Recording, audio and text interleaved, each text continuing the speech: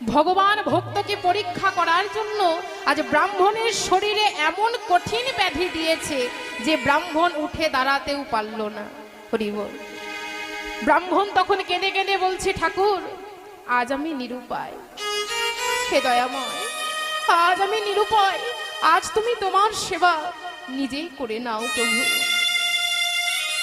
ভগবান ভক্তির কাছে পরাজিত হলে তখন শঙ্খ চক্র গদা পদ্মধারী নারায়ণ এসে দাঁড়ালো ব্রাহ্মণীর সম্মুখে, আর ব্রাহ্মণের মাথায় কোমল কর স্পর্শ করে বলছে, ব্রাহ্মণ তুমি কিচ্ছু হারাওনি, আমি যে এতক্ষণ ধরে তোমার পরীক্ষা নিচ্ছিলাম, আমি যে তোমায় পরীক্ষা করে দেখলাম, আর সেই পরীক্ষায় আজ তুমি উত্তীর্ণ হয়েছো, তুমি কিচ্ছু হারাওনি, চলো আমার সাথে তুমি বৈকুণ্ঠে চলো, তুমি সব কিছু আবার ফিরে পাবে। ব্রাহ্মণ নিতাই গৌর হরি।